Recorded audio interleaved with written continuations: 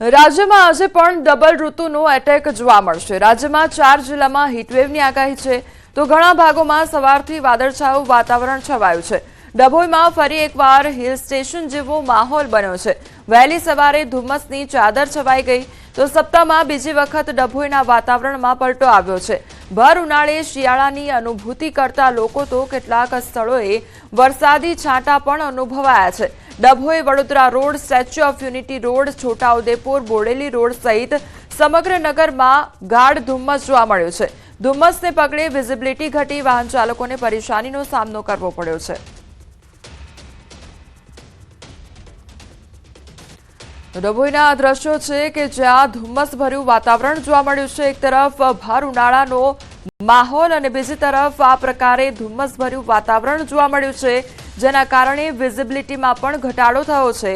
વાહન ચાલકોને વાહન ચલાવવામાં પણ મુશ્કેલી થઈ રહી છે। આ તરફ ઉત્તર ગુજરાતના ઘણા ભાગોમાં પણ વહેલી સવારથી ધુમ્મસનો કહેર જોવા મળ્યો છે। સાબરકાંઠા જિલ્લામાં અચાનક વાતાવરણમાં પલટો આવ્યો છે અને સવારથી ગાઢ ધુમ્મસની ચાદર છવાઈ છે। એટલી ગાઢ ધુમ્મસ હતી કે 5 ફૂટ દૂર જોવું પણ મુશ્કેલ બન્યું હતું।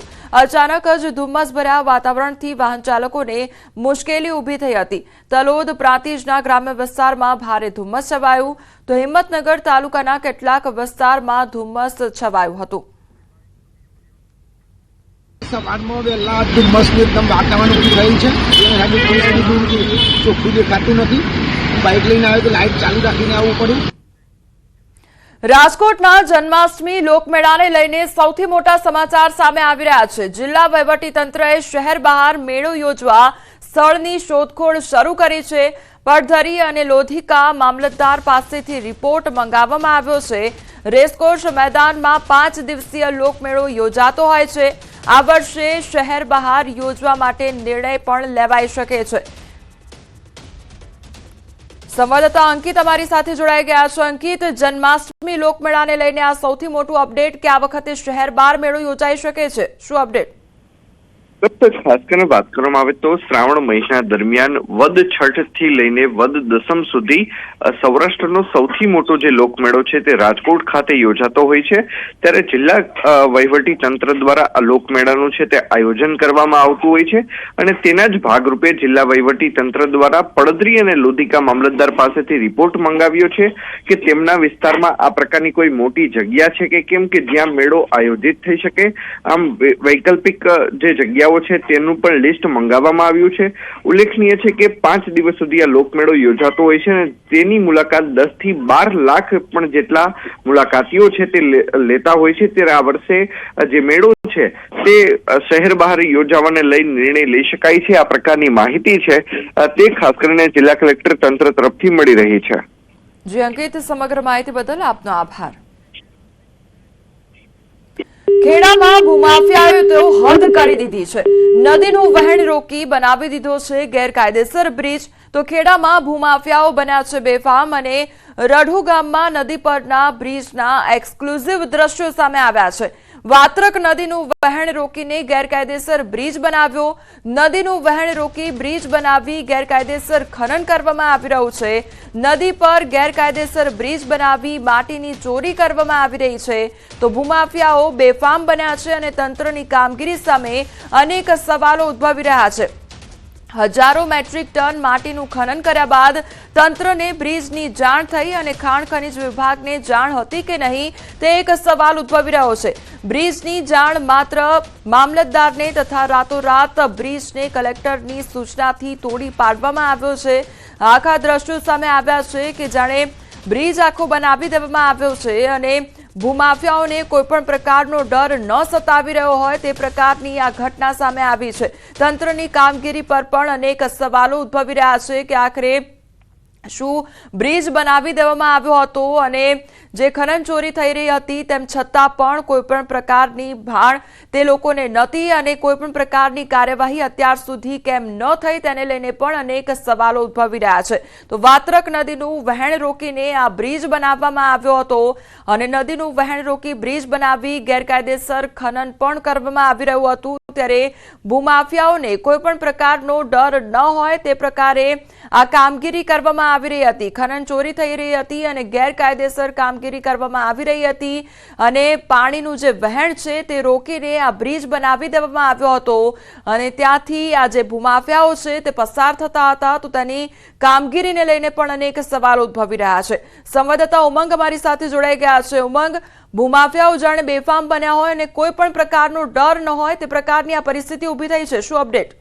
કોમલ, ચોક્કસથી જે દ્રશ્યો ન્યૂઝ 18 ગુજરાતી પર એક્સક્લુઝિવ તમે જોઈ રહ્યા છો, આ બ્રિજ છે વાત્રક નદી પર, એટલે કહી શકાય કે ખેડા જિલ્લાનો ખેડા તાલુકાનો રડુ ગામ પર જે વાત્રક નદી પસાર થાય છે ત્યાં આગળ કેટલાક ભૂમાફિયાઓ દ્વારા આ રીતે બ્રિજ બનાવ્યો હતો. બ્રિજની અંદર નદીનું વહેણ રોકી સામેના પાડેથી મોટી માત્રામાં ખનન કરવાનું હતું. કહી શકાય કે રોજનું 500 થી 600 ડમ્પર જેટલું ખનન થતું હતું અને આ સમગ્ર બાબતની જાણકારી જ્યારે ન્યૂઝ 18 ગુજરાતીને થઈ ત્યારે ન્યૂઝ 18 ગુજરાતી આના ડ્રોન વિડીયો પર અત્યારે સ્ક્રીન પર બતાવી રહ્યું છે. જોકે મહત્વની વાત કરવામાં આવે તો સમગ્ર બાબતે જ્યારે માત્ર ખેડા મામલતદારને પૂછવામાં આવ્યું તો તેમના દ્વારા કલેક્ટર સાહેબ દ્વારા જાણકારી રાતોરાત બ્રિજને તોડી પડાયો છે. પરંતુ સવાલ ઉભો થઈ રહ્યો છે કોમલ, કે જે પ્રકારે માહિતી છે તે પ્રકારે ખાણ ખનીજ વિભાગને પણ જાણ હતી, મામલતદારને પણ જાણ હતી, પરંતુ તેમ છતાં કોઈ કાર્યવાહી કેમ કરવામાં આવી? બીજી વાત કરવામાં આવે તો બ્રિજ તો તોડી પડાયો છે, પરંતુ જે ગેરકાયદેસર નદીમાં જે ખનન થયું છે તેને લઈને કેમ કોઈ વ્યક્તિ વિરુદ્ધ કાર્યવાહી કરવામાં ના આવી તેવા અનેક સવાલો ઉભા થઈ રહ્યા છે. જી કોમલ. ઉમંગ, આજે બ્રિજ બનાવી દેવામાં આવ્યો છે તે બ્રિજ રાતોરાત તો ઊભો થયો નહીં હોય અને બ્રિજ જો આટલા સમયથી ત્યાં આગળ કાર્યરત છે તો પછી ત્યાંથી ખનન ચોરી પણ એટલા મોટા પ્રમાણમાં થતી હશે, તો અત્યાર સુધી શું કોઈના ધ્યાનમાં નહીં આવ્યું હોય?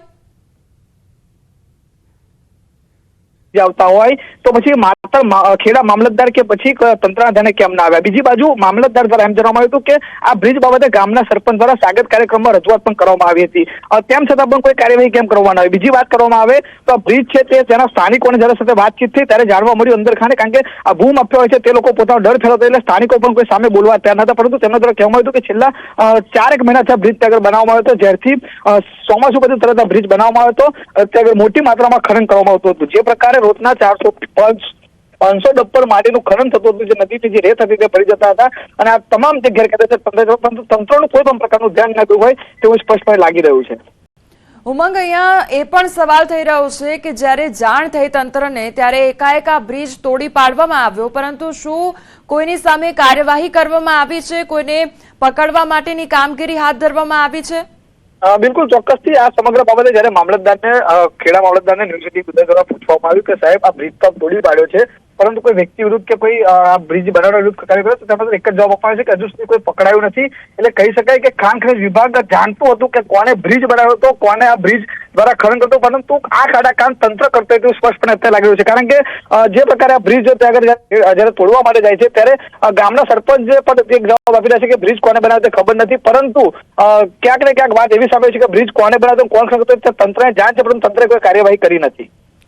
જે ઉમંગ, જ્યાં આગળ આ જે બ્રિજ બનાવી દેવામાં આવ્યો છે એટલે ત્યાં આસપાસ લોકો પણ રહેતા હશે અને ગ્રામીણ વિસ્તારના લોકો પણ હશે, શું એમને જાણ છે કે આ બધી જ કામગીરી કેટલા સમયગાળાથી થઈ રહી હતી તેને લઈને કોઈ અપડેટ મળી રહ્યું છે? ઉમંગ, કોમલ, કહી શકાય બ્રિજ છે એ રડુ ગામથી 2 કિલોમીટર દૂર આવેલો છે, એટલે કહી શકાય કે ગામનો વિસ્તારથી થોડો દૂર છે, પરંતુ તે બ્રિજ સુધી જવા માટેની કાચી નદી છે અને નદીમાં ત્યાં આગળ નદીમાં બ્રિજ બનાવી ખનન કરતા હતા. ગામ લોકોનું જયારે મૌખિક વાતચીત ત્યારે ગામ લોકો કહી રહ્યા છે કે આ બ્રિજ અંદાજિત 4 મહિના પહેલા બનાવવાની કામગીરી શરૂ કરવાની, એટલે કહી શકાય કે 4 મહિનાથી આગળ ખનન ચાલતું હતું, પરંતુ તંત્ર એ આ ખાડા કામ કરાવ્યું એટલા માટે કહી શકાય કે 4 મહિનાથી તે બ્રિજ હતો આ પ્રકારનો અને આ રીતનું ખનન થતું હતું, તંત્ર પછી કેમ કોઈ કાર્યવાહી ના કરી? આ સૌથી મહત્વની વાત કરવામાં આવે કોમલ, તો ગામના સરપંચ દ્વારા સમગ્ર બાબતે સ્વાગત કાર્યક્રમમાં રજૂઆત કરી હોવાની ખુદ મામલતદાર કહી રહ્યા છે, તો જયારે સ્વાગત કાર્યક્રમમાં તમને રજૂઆત કરી તો પછી તરત કેમ કાર્યવાહી ના થઈ?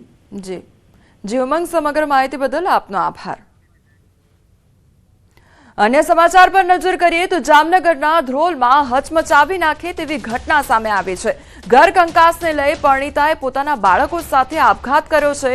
ધ્રોલ તાલુકાના સુમરા ગામે માતાએ 4 બાળકો સાથે કૂવામાં જંપ લાવી આપઘાત કર્યો છે. સામૂહિક આપઘાતથી ચકચાર મચી જવા પામી છે. સાથે પરિવારમાં પણ શોકનું મોજું ફરી વળ્યું છે. 4 બાળકોની ઉંમર માત્ર 3 થી 10 વર્ષ સુધીની હોવાનું અનુમાન છે. તો ધ્રોલ પોલીસે મૃતદેહને પીએમ અર્થે ખસેડી વધુ તપાસ હાથ ધરી છે. બોલિવૂડથી એક દુઃખદ સમાચાર સામે આવ્યા છે. દિગ્ગજ એક્ટર મનોજ કુમારનું નિધન થઈ ગયું છે. 87 વર્ષની ઉંમરે તેમણે મુંબઈની કોકિલાબેન હોસ્પિટલમાં અંતિમ શ્વાસ લીધા. તેમણે પોતાના ફિલ્મી કરિયરમાં દેશભક્તિની ઘણી ફિલ્મો કરી હતી, એટલા માટે ફેન્સ તેમને પ્રેમથી ભરત કુમાર બોલાવતા પણ હતા. તેઓ ક્રાંતિ, ઉપકાર જેવી દેશભક્તિ ફિલ્મ માટે જાણીતા હતા. મનોજ કુમારના નિધન પર પીએમ મોદી દ્વારા પણ ટ્વીટ કરવામાં આવ્યું છે અને દુઃખ વ્યક્ત કર્યું છે. તેમણે ટાંક્યું છે કે તેઓ ભારતીય સિનેમાના પ્રતીક હતા, જેમણે ખાસ કરીને દેશભક્તિના જોશ માટે યાદ કરવામાં આવતા હતા, જે તેમની ફિલ્મોમાં પણ ઝલક જોવા મળતી હતી. મનોજજીના કાર્યોએ રાષ્ટ્રીય ગૌરવની ભાવના પ્રજ્વલિત કરી અને પેઢીઓને પ્રેરણા આપતા રહેશે.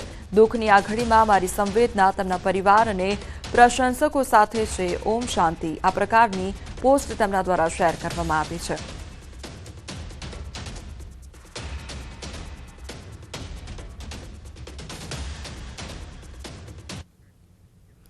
લોકસભા બાદ રાજ્યસભામાં પણ વકફ સંશોધન બિલ પાસ થયું છે. શુક્રવારે વહેલી સવારે બિલ મંજૂર કરવામાં આવ્યું. વકફ બિલના પક્ષમાં 128 મત પડ્યા, જ્યારે 95 સભ્યોએ તેની વિરુદ્ધ મતદાન કર્યું.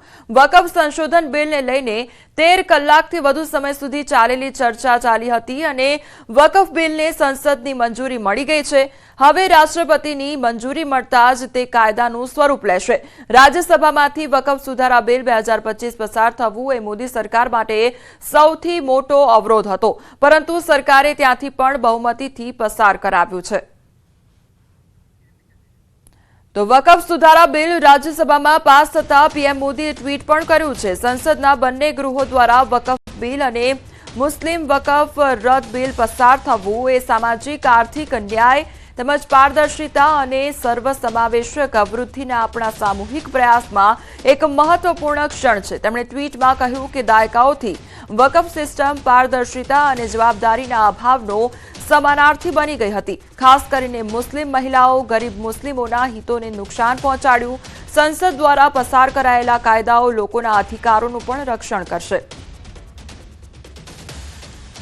તો આ અંગે પીએમ મોદી દ્વારા ટ્વીટ પણ કરવામાં આવ્યું છે. વકફ બિલને લઈને ટ્વીટ શેર કરવામાં આવ્યું છે અને હવે જે તમામ મહિલાઓનું શોષણ થતું હતું અને જે મુસ્લિમ હિતોને નુકસાન પહોંચતું હતું તેને લઈને પણ તેમના દ્વારા ટ્વીટ કરવામાં આવ્યું છે.